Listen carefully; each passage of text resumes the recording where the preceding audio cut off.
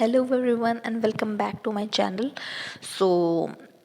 This channel is about the 110 day strategy for UGC NET exam that is coming in June 2026, and I had only 100 days in my hand for giving the exam in December 2025, and I qualified it with JRF in my very first attempt. So this channel is about the practical strategy which you need to cross the JRF mark and get admission into a good PhD college. So yes, let's start the video. So this video is about three different people.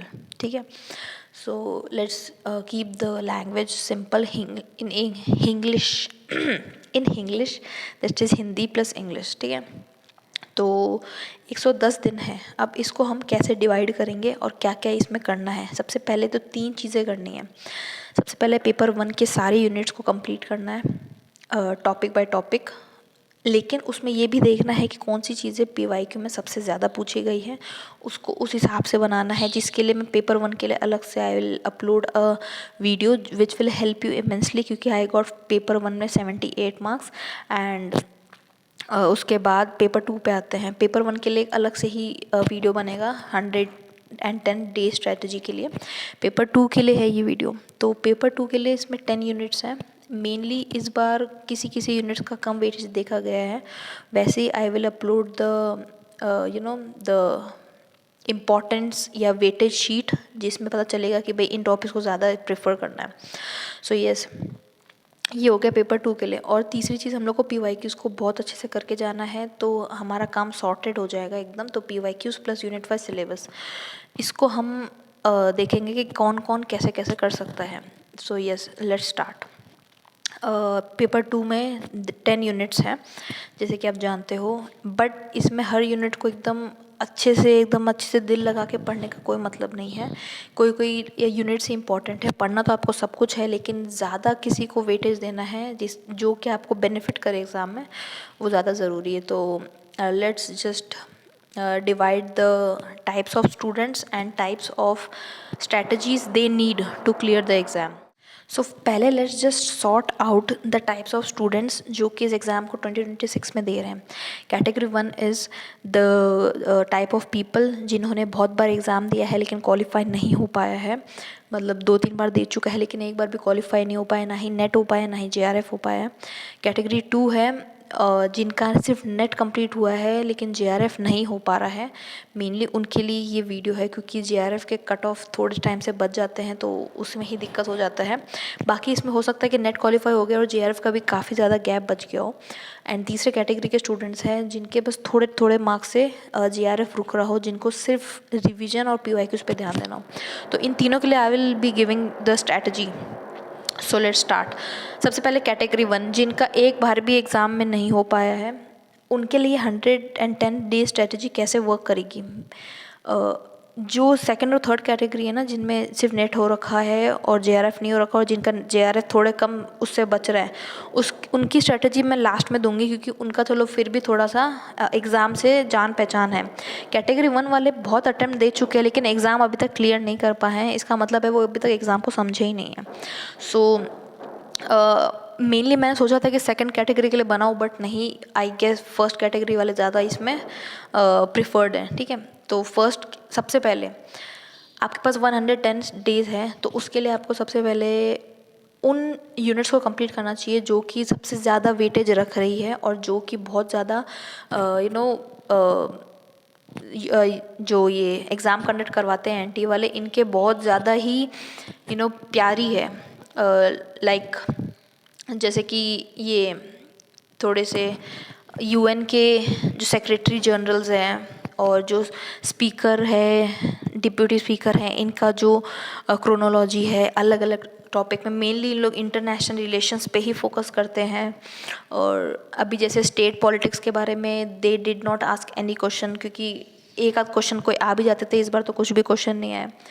तो इस type के questions और इस type की important topics को आपको सबसे पहले कवर करना चाहिए, और वो टॉपिक्स को मैं यहीं पे दे रही हूँ. तो ये सारे टॉपिक्स आपको बहुत अच्छे से कवर करने चाहिए, ठीक है। उसके बाद सेकंड स्टेप होना चाहिए इनके ही PYQs लगाना। और वैसे मैं तो बताऊँ कि अगर आप मेरे इस चैनल से जुड़ जाओगे तो आपको ये सब कुछ भी करने की ज़रूरत नहीं, क्योंकि I will be completing all the units and all the PYQs in a detailed manner in my channel, on my channel till 2026 जून। तो मेरे को लगता नहीं है आपको उसके बाहर जाने की ज़रूरत है, एकदम फ्री में सारे units, because I am determined कि सबका निकलना चाहिए एग्ज़ाम, एक NTA मतलब ये UGC नेट टाइप का एग्ज़ाम, इसमें स्ट्रगल नहीं होनी चाहिए। तो अगर आप मेरा फॉलो ही कर लोगे, उसी में आपको कुछ भी करने की ज़रूरत नहीं है, जस्ट सॉर्टेड है, वन शॉट निकालूंगी, एक थिंकर का एक शॉट और इस टाइप के एक टॉपिक्स का, तो I guess you will be sorted. उसके अलावा ये टॉपिक्स तो आपको जो मैंने बताए हैं वो तो करना ही है। उसके बाद PYQs लगाना है बस। फिर आपके लास्ट के जो थोड़े से जो 30 डेज बचेंगे, उसमें आपको जो पहले वाले जो कम वेटेज वाले टॉपिक्स है ना, उसमें से 15 डेज़ के शुरू में आपको उनको बस एक बार गो थ्रू कर लेना है। फिर लास्ट के 15 डेज़ में आपको PYQs प्लस जो आपने रिवाइज़ किया है उनको फिर से रिवाइज़ करके एग्ज़ाम देने जाना है बिना डर के।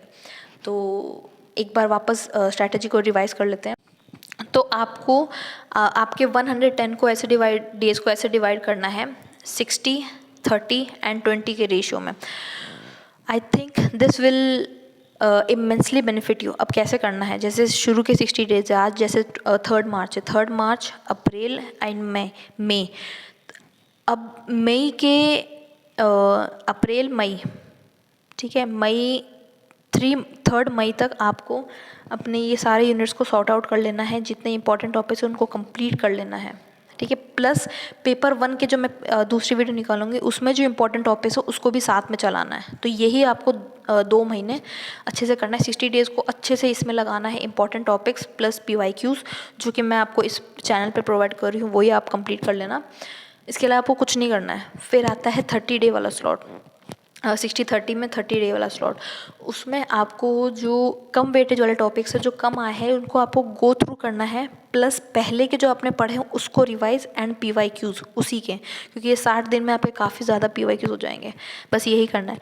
फिर लास्ट के जो 20 दिन बचेंगे 20 डेज़, उसमें आपको जो अभी तक शुरू के जो वेटेज प्लस PYQs किए हैं और जो अभी 30 डेज़ में जितने भी आपने वो कम वेटेज वाले किए हैं उनको अभी भी सिर्फ गो थ्रू ही करना है। जो मेन वो वाले हैं वेटेज वाले उनको आपको कंप्लीट करना है। प्लस यहाँ पे आपको एक चीज़ करनी है, यहाँ पे आपको मॉक्स देने हैं। मॉक्स बहुत ज़्यादा इंपॉर्टेंट है, मॉक्स आपको लगाने हैं, चाहे आप टेक्स्ट बुक के लगाओ, चाहे आप किसी के भी लगाओ, कोई भी कोचिंग के लगाओ। मैंने टेक्स्ट बुक के ही लगाए थे and it help me a lot time management में। तो yes, this was the strategy for all the 3 students, but 3 category students, but first category के लिए प्रेफरेबली ये ही काम करेगा। बट इसमें ये फर्स्ट कैटेगरी वालों के लिए ज़रूरी नहीं है कि ये काम करे, क्योंकि they have attempted the exam so many times, उनको अभी तक पैटर्न समझ नहीं आया है। अगर आप ऐसे चलोगे तो आई एम 100% श्योर कि आपका नेट तो निकल ही जाएगा। JRF के लिए शायद आपको अगले साल अगली बार देना पड़ सकता है, लेकिन अगर आप इसको भी अच्छे से चल लेना तो JRF निकल जाए, उसकी भी कोई दिक्कत नहीं है। इट इज़ नॉट इम्पॉसिबल, आप आराम से कर ही सकते हो। 100 डेज़ में आई हैव ऑल्सो क्वालिफाइड 100, क्योंकि पहले I was studying in college, तो मेरा वो सिलेबस से हो गया था। बट अगर आप करने को कर ही सकते हो, कोई प्रॉब्लम नहीं है। बस इसको आपको एकदम, बट आपको कंसिस्टेंट रहेगा, कंसिस्टेंसी इज़ द की इस एग्ज़ाम में। रोज़ आपको अपने टेबल पे बैठना पड़ेगा, जब ही ये एग्ज़ाम निकल पाएगा। 100 डेज़ के लिए आपको ये ही करना पड़ेगा।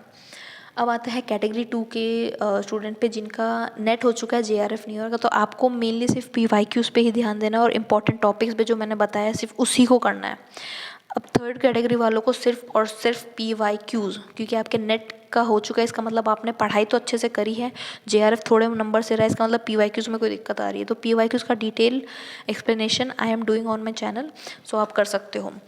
तो इन शॉर्ट जितना भी मैंने बताया है ये सारे इस वीडियो में स्ट्रैटेजी है। अगर आपको बिना चिंता के करना है तो आप मेरे चैनल से जुड़ सकते हो, आपको कहीं जाने की ज़रूरत नहीं है। 110 डेज़ के अंदर I am sure you will be at a place कि आपको ऐसा लगेगा कि हाँ, I am confident. So yes, this was the strategy video.